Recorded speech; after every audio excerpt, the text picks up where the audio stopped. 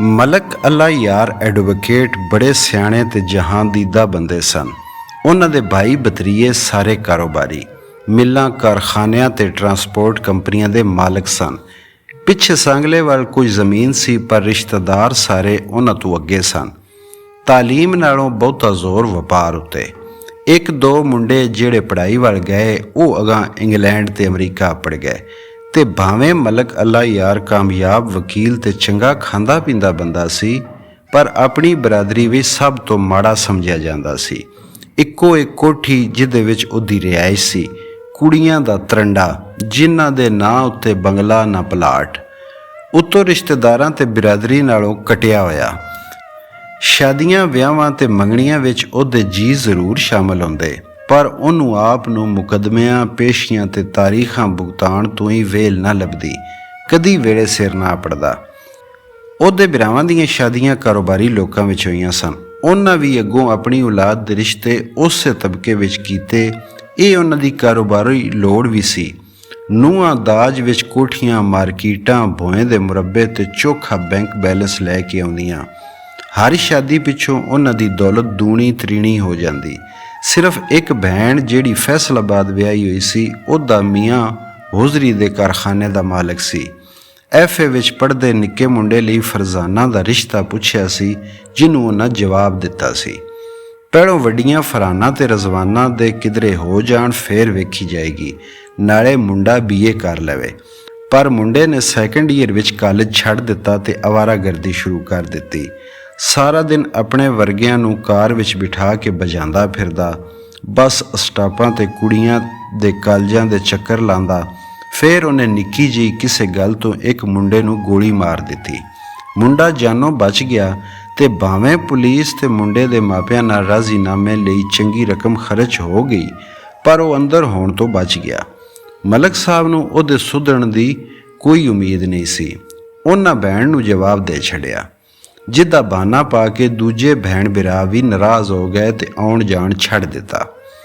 ਪੜ੍ਹੀਆਂ ਲਿਖੀਆਂ ਕੁੜੀਆਂ ਲਈ ਪੜ੍ਹੇ ਲਿਖੇ ਮੁੰਡਿਆਂ ਦੇ ਰਿਸ਼ਤੇ ਹੁਣ ਸਿਰਫ ਓਬੜਾਂ ਵਿੱਚ ਹੀ ਲੱਭ ਸਕਦੇ ਸਨ। ਪਰ ਉਹਨਾਂ ਦੀ ਬੀਵੀ ਪਿੰਡ ਦੀ ਸੀ, ਉਹ ਜ਼ਾਤ ਬਿਰਾਦਰੀ ਦੀਆਂ ਰੀਤਾਂ ਰਸਮਾਂ ਤੋਂ ਹਟ ਕੇ ਨਹੀਂ ਸੋਚ ਸਕਦੀ ਸੀ। ਮਲਕ ਸਾਹਿਬ ਲਈ ਮੁਸ਼ਕਿਲ ਪੈਦਾ ਹੋ ਗਈ। ਇੱਕ ਦਿਨ ਉਹਨੇ ਆਖਿਆ, ਇਹ ਮੁੰਡਾ ਕੀ ਲੈਣ ਆ ਜਾਂਦਾ ਇੱਥੇ ਰੋਜ਼-ਰੋਜ਼? ਮਲਕ ਸਾਹਿਬ ਹੱਸ ਪਏ। ਵਿਚਾਰਾ 2-3 ਮਹੀਨਿਆਂ ਪਿੱਛੋਂ ਆਉਂਦਾ ਏ, ਇਹਨੂੰ ਰੋਜ਼-ਰੋਜ਼ ਆਖਣਾ ਚਾਹੀਦਾ ਏ ਨਾ, ਪਰ ਕੀ ਕਰਨ ਆਉਂਦਾ ਏ? ਚੰਗਾ ਸਾਊ ਮੁੰਡਾ ਏ, ਮਲਕ ਹੋਰਾਂ ਆਖਿਆ, ਬੜਾ ਲਾਇਕ ਏ।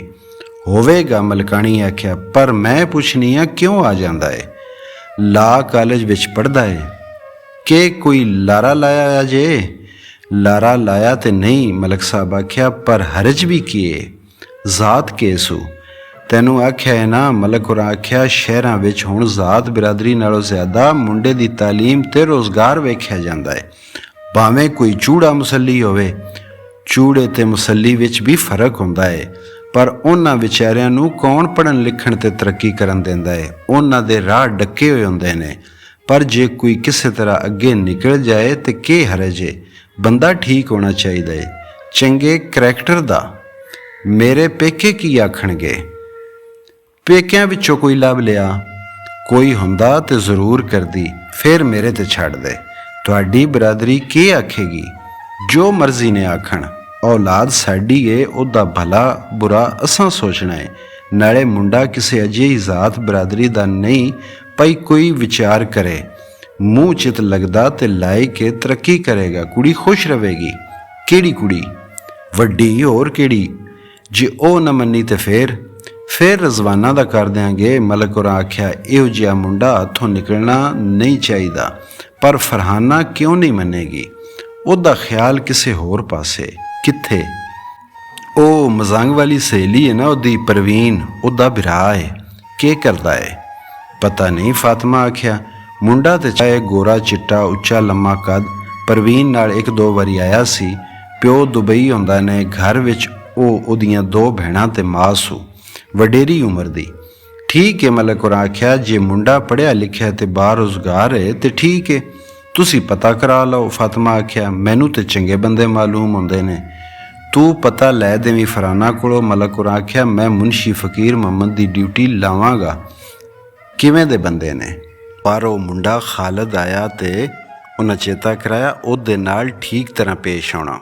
ਕਿ ਪਤਾ ਉਹਦੇ ਘਰ ਵਾਲਿਆਂ ਕੀ ਸੋਚਿਆ ਹੋਇਆ ਹੋਵੇ, ਕਿਧਰੇ ਗੱਲ ਟੋਰੀ ਹੋਈ ਹੋਵੇ।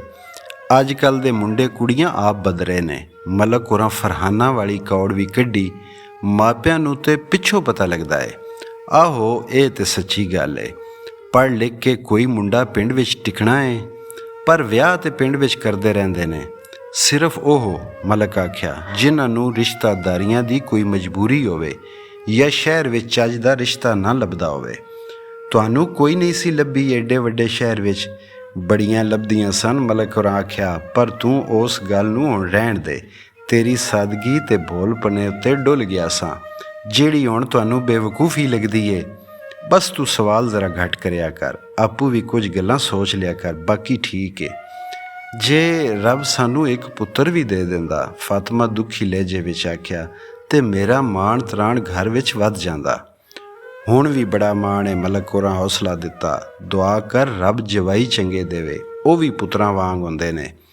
ਪੁੱਤਰਾਂ ਵਾਂਗ ਹੀ ਹੁੰਦੇ ਨੇ, ਫਾਤਮਾ ਡੁਸਕਣ ਲੱਗ ਪਈ। ਪੁੱਤਰ ਤੇ ਨਹੀਂ ਹੁੰਦੇ ਨਾ। ਜਿਵੇਂ ਕੋਈ ਵੱਡਾ ਛਤਨਾਰ ਰੁੱਖ ਪਹਿਲੋਂ ਕਦੀ ਇੱਕ ਬੀਜ ਦੀ ਮਾਮੂਲੀ ਸ਼ਕਲ ਵਿੱਚ ਹੁੰਦਾ ਤੇ ਰੁਲਦਾ ਫਿਰਦਾ ਏ, ਐਸੇ ਤਰ੍ਹਾਂ ਹਰ ਵੱਡਾ ਵਾਕਿਆ ਵੀ ਸ਼ੁਰੂ ਵਿੱਚ ਬੜਾ ਮਾਮੂਲੀ ਤੇ ਹਕੀਰ ਨਿੱਕਾ ਜਿਹਾ ਹੁੰਦਾ ਏ।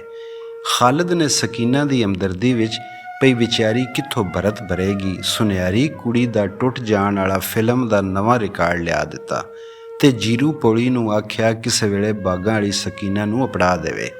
ਸਕੀਨਾ ਰਿਕਾਰਡ ਵੇਖਿਆ ਤੇ ਖੁਸ਼ ਹੋ ਗਈ। ਜੀਰੂ ਲੱਸੀ ਪਾਣੀ ਪੀ ਕੇ ਪਿੰਡ ਟੁਰ ਗਿਆ ਤੇ ਉਹ ਸੁਨਿਆਰਿਆਂ ਵੱਲ।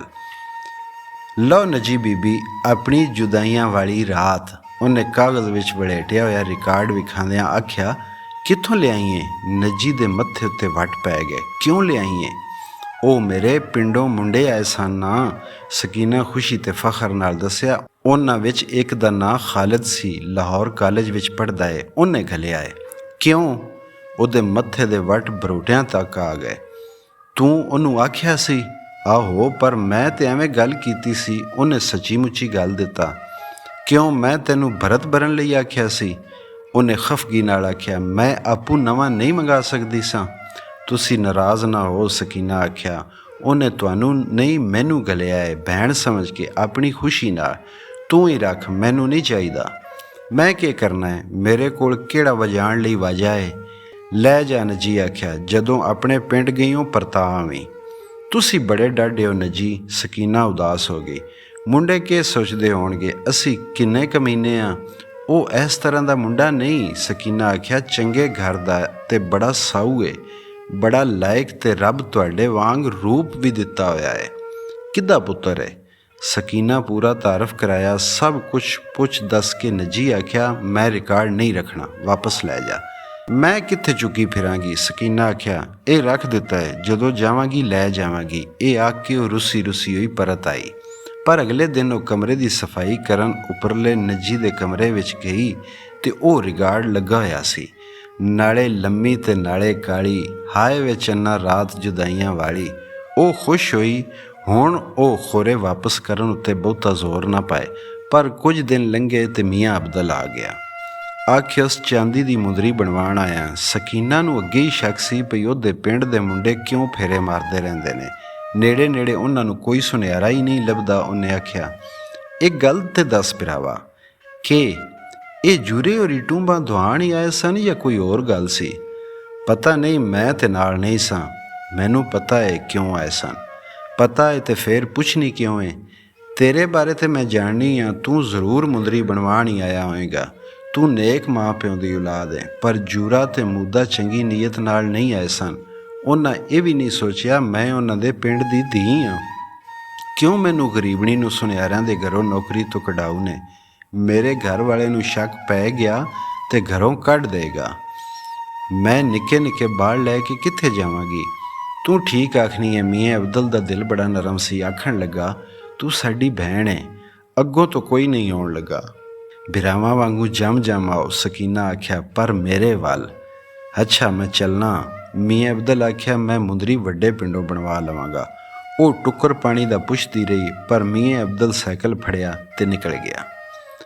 कई दिन लंघ गए, ना खालिद आया ना मुंशी फ़कीर मुहम्मद कोई खबर ले आया। पर एक दिन मलक होरी छेती कचहरीओं आ गए तो बीवी नूं अंदर सद के आखण लगे, वो तो बड़े बदनाम जे लोग ने। कौन? वो मजंग वाली कुड़ी ते ओदा भरा। किवें? सुनिया है प्यो घर छड़ के टुर गया होया है, दुबई विच नहीं, नाले पता ही के करदा सी, के दलाल सी। फिर की होया? फातिमा आख्या। मलक साहब परेशान हो गए। उन्हें पूछया, पता ही दलाल की हुंदा है? आहो। फातिमा आख्या, मैं इन्नी अनपढ़ भी नहीं। मैं अब्बे नाल दो एक बारी एक दलाल दे घर गई सां, चंगा घर सी, बड़े सौखे सन।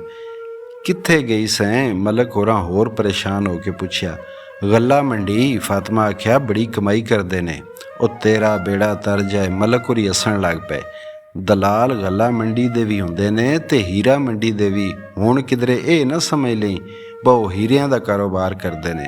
वो मूड़े ते बहण वालियां दे विचोले हुंदे ने। गाहक लभ के लिआउंदे ने या पेशा करन वालियां नूं गाहकां कोल लै जांदे ने। समझीए? फातिमा दा मूँह अड्डिया गया। थोड़े चिर पिछों ने आख्या, कंजर होए ना, उन्हां नालों भी दो हत्थ अगे, मुल खरीदियां होईयां भी ते अपणियां धियां भैणां भी। तौबा अल्लाह। फातिमा कन्नां नूं हत्थ लाया। बेगैरत, रब दी मार उन्हां ते। उन्हां दा प्यो दुबई नहीं गया होया, किसे कोठे उत्ते हुक्का भरदा गाहकां नूं सिगरट पेश करदा होना है। पिछों दियां धियां आपू ये कसब शुरू कर दिता। महल्ले वाले बड़े आवाज़ार ने, मैं बंदा पिछे ला दिता है। सबूत लभ गया तो मैं उन्हां नूं अंदर करा के छड्डांगा। मैं उन्होंने सारी गल दसनी आ। फातिमा आख्या, तुसी फिक्र ना करो, हुण घरों नहीं निकलेगी। पर फरा नूं किसे गल उत्ते यकीन ना आया। उन्हें आख्या, उन्होंने दुबई तो पैसे आउंदे ने, चीज़ां आउंदियां ने, गवांढी सड़दे ने ते बदनामियां पिछे लांदे रहिंदे ने। वो ते बड़े खानदानी ते साऊ लोग ने। पर तू घरों बाहर पैर नहीं रखना। माँ आख्या, ना वो कुड़ी साडे घर आवे। उस वेले ते फरहाना चुप रही। पर एक दिन जदों वो फरजाना नूं नाल लैके अनारकली विचों जुत्ती लैण दा बहाना करके गई, उन्हां ढेर चिर ला दिता। 10 वजे गईयां होईयां, वो 3 वजे परतियां। पुछण ते फरहाना दस्या, अनारकली विच सानू एक सहेली मिल गई ते अपने घर लै गई। उहदी माँ आख्या, रोटी खा के जाया जे। असी बड़ा मना किया पर वह पकाण लग पईयां। इस तरह चिर हो गया। फातिमा ने फरहाना नूं ते कुछ ना आख्या, जुत्ती लैके फरजाना नूं कुट धरिया। पहलों तो फरजाना मार खांदी रही, फिर रोंदियां आखण लगी, मेरा की कसूर है? बाजी नूं पुछो ना जिहड़ी मैनू मजांग लै गई सी। अच्छा, ते मजांग गईयां सौ? फातिमा नूं होर कौड़ चढ़ गई। फिर घर क्यों आ गईयां? परां रावी वल टुर जाना सी डुब मरन लई। कित्थे ओ गश्ती बेशरम? फातिमा फरहाना नूं लभण टुरी, ਜਿਹੜੇ ਆਪਣੇ कमरे ਵਿੱਚ लुकी सी। रिजवाना मां ਨੂੰ ਫੜ ਲਿਆ। बस करो अम्मी, अजे ਤੁਹਾਡੀ कौड़ नहीं लथी, उस विचारी ਨੂੰ ਐਵੇਂ ਕੁੱਟ ਦਰਿਆ ਜੇ। ਉਹ रुक गई। फिर ਵੱਖਰੀਆਂ ਵੱਖਰੀਆਂ ਬਹਿ ਕੇ फरजाना ਤੇ फातिमा ਰੋਣ ਲੱਗ ਪਈਆਂ। रिजवाना चाह बना के सारिਆਂ ਨੂੰ ਦਿੱਤੀ, पर फरजाना प्याली ਨੂੰ हथ भी ना लाया। खेस वड़ेट के लेटी रोंदी रही। रिजवाना दिलासा दिता तो उच्ची उच्ची रोन लग पई। पर फिर एक इचरज गल हुई। कुड़ियां नूं डर सी प्यो नूं पता लगेगा तो उन्हें खुरे के करना है। पर वो हैरान होईयां जदों उन्हां दी मां सारी गल पी गई। रात दे खाने उत्ते जदों मलक होरां फरजाना नूं वेख्या ते पुछया, निक्की कित्थे है? अंदर लेटी है, तबीयत ढिली मट्ठी सू। फातिमा आख्या, की होया है? मामूली जिहा बुखार हो गया सू, गोली खाधी सू, ठीक हो जाएगी, तुसी रोटी खाओ। मेरी धी नूं बुखार होवे, वो भुखी बाणी होवे ते मैं किस तरह रोटी खा सकना? वो उठ बैठे ते आवाज़ दिती, फरजाना जाना कित्थे? धियां नाल वो बड़ा प्यार करदे, पर फरजाना नाल ते हदों बाहर।